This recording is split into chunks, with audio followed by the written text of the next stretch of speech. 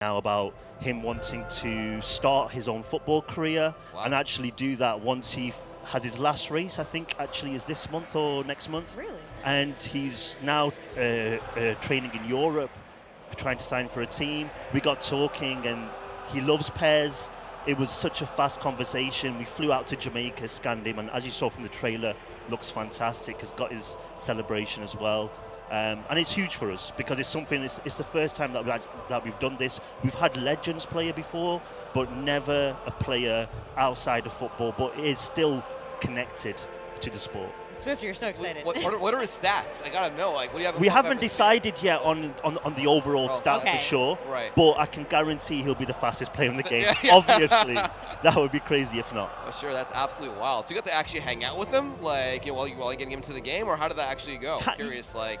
Yeah, kind of. I mean, we were there for the shoot. We did the full 3D scan because one of the things that we do with PES, we take a lot of care in how the players look inside the game, and what you'll see when you actually are seeing the gameplay is an amazing looking game, visuals, and it's something that we obviously, to put him in the game, it had to be perfect. Right. He got involved in some of the trailer shooting. We've got some more news with him coming out later in the year. Obviously, we've got a little bit of way to go before we launch on September 12th. So we've got a lot of stuff going on with him.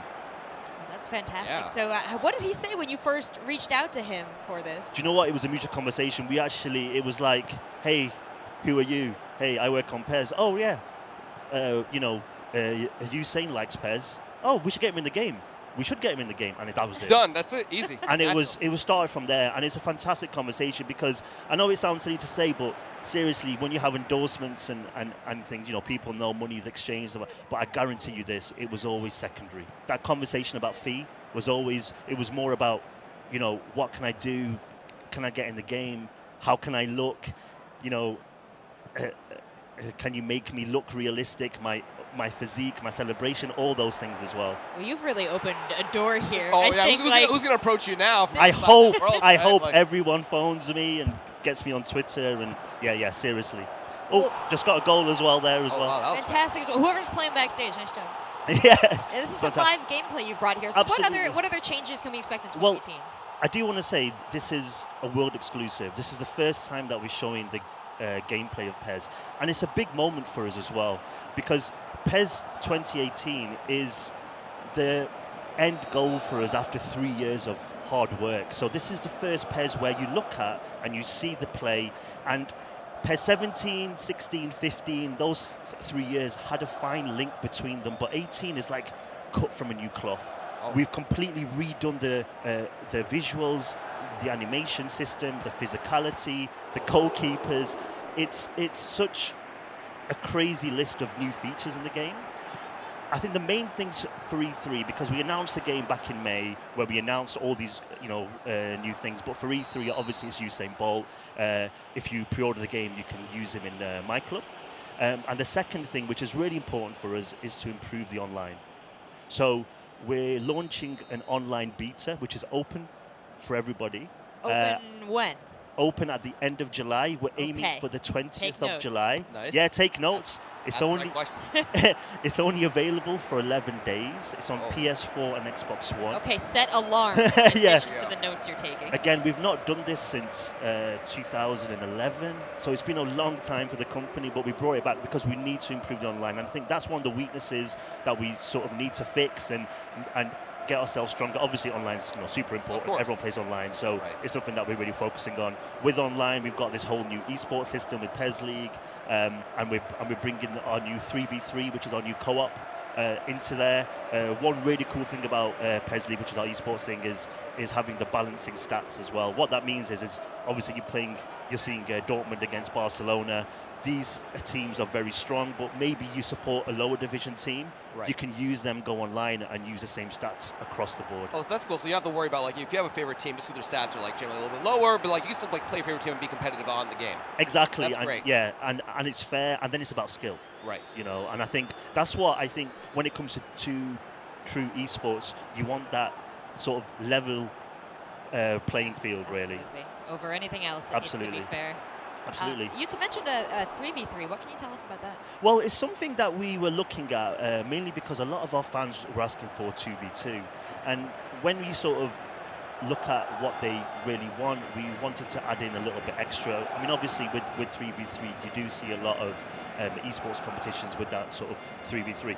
One of the biggest things that PES has is trying to convince a lot of people to play PES over FIFA.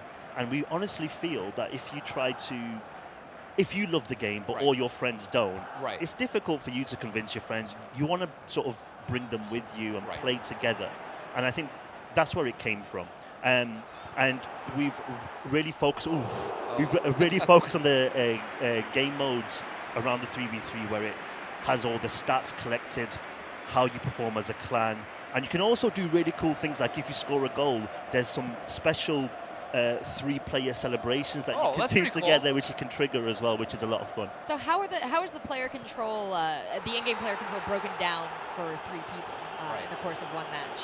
Actually, it's rather simple. It's like we actually do the 2v2 co-op right now in PES offline, and it's just a case of pressing L1 or the right stick just to change your player. So I think it's more about the communication between the players, because everyone's going to be able to choose any player, but you don't want to overtake somebody who's maybe about to shoot or about to defend and things like that. So you don't want to see that.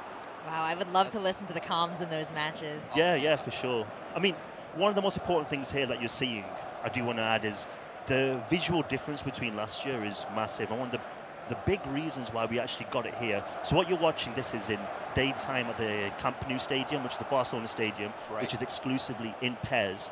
And we actually went there early in the year.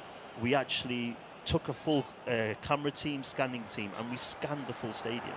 So we scanned the pitch, the stadium exterior, we went into the tunnels, we went into the changing rooms. Like a Matterport, like 5 by 5 meters at a time? Like we actually had like drones and stuff. It was a little bit more high tech. Okay, now. cool. That would have taken a long time. That would have been a while. But we actually, captured that in day, and at night time we actually stayed there. The team stayed there till the evening. Sun went down, went back out.